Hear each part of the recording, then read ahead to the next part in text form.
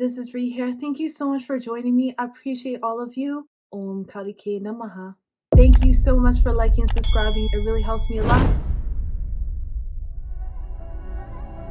Don't forget to check out my website, paradoxastrology.com. Book your consultation today. I can help you with anything.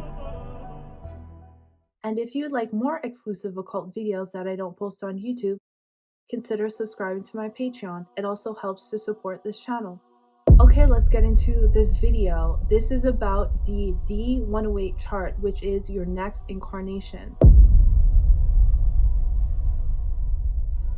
and the ramifications of this. Now, when I first discovered this chart, it really made me stop in my tracks because I had to take time to really contemplate the meaning of this. It's one thing to talk about reincarnation, but it's another to see the map of your entire next life. To see the karmas after this one is life altering. We often worry about very small things in life and we lose track of the bigger picture. When I saw this chart, the bigger picture stayed in focus. What we do in this lifetime really matters. Not only is this chart visible, but the D9 for your next life is visible as well, which is the second half of your next life.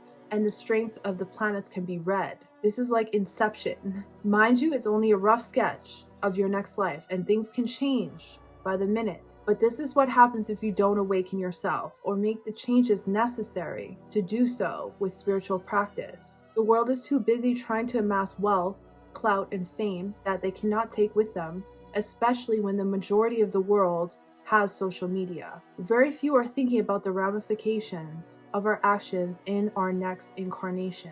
If we don't awaken ourselves, we get stuck in this cycle of suffering. No one is thinking about that. All they're thinking about is how many followers do they have? How can we get the next best product? How can we get a girlfriend? Men versus women, or whatever desires your mind made up at that time.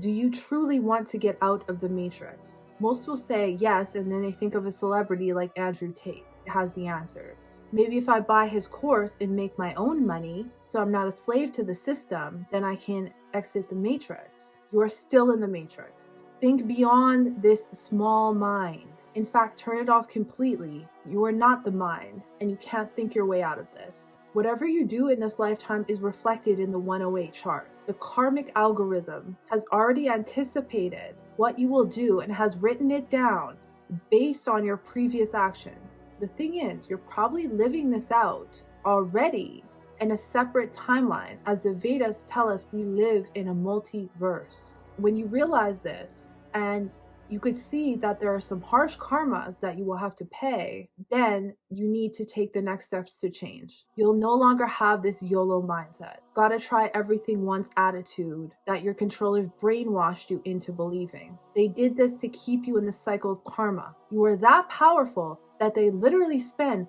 their entire lives trying to figure out and implement new ways to keep you from accessing your power. If you misuse any qualities in this life, they will be reduced in the D108 in your next incarnation.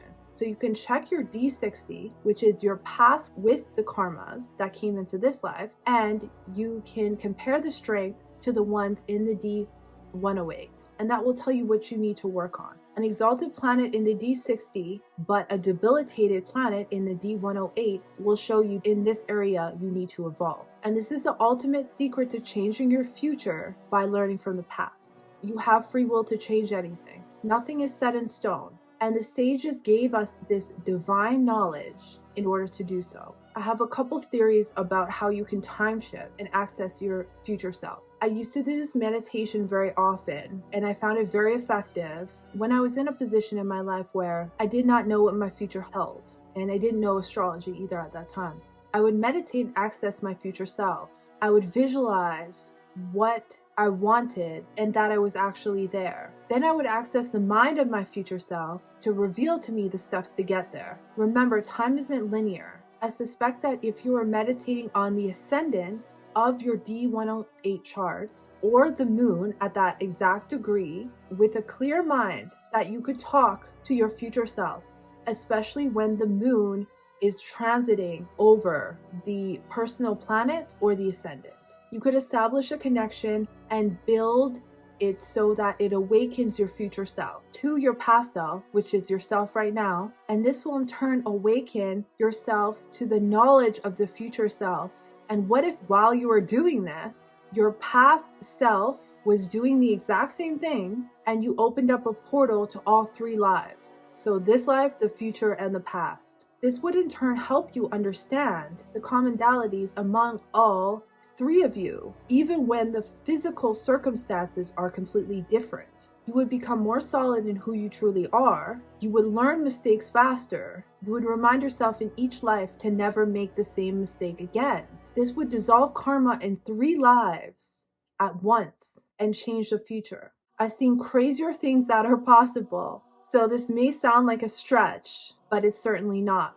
Everything you can think of does already exist, or you wouldn't think of it at all. My second theory is that there is a way to predict when you will come back. The Tibetans do this so that they know when the next incarnation will come, because they continue their studies and they go and find those that were a part of their tradition and they bring them back as children so they can teach them again. So they have a way of doing this. Even though this isn't written in stone, it might give us a clear picture of when we'll be reincarnated. There's a way, I'm not going to say this way, but this is just in theory. There is a way of figuring out exactly when you're going to die. Like for me, I'm not going to say it out loud, but I know roughly when I'm going to die in the year by looking up all the transits. And so you would go to the transits beyond that year that you die, and then figure out when in your chart, say you have Saturn in Aquarius, okay, for example, you could go and see in the future when Saturn will be in Aquarius after that time that you die. And then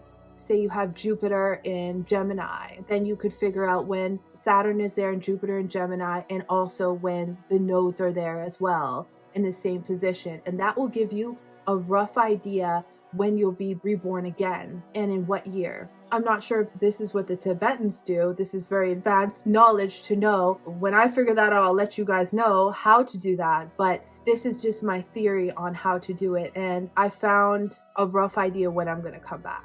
So this is just deeper knowledge of using astrology, because I don't like the surface level astrology. This is why I kind of keep to myself, because I find most of it very surface level. But really think about the impact that you have on your life and how you can make your future life even better, because you don't want to get stuck in this circle of reincarnation when you don't have to, or of suffering when you don't have to, because what you change now will change the future. So that's just some information. I thank you so much for watching. I appreciate all of you, and I'll see you in the next one.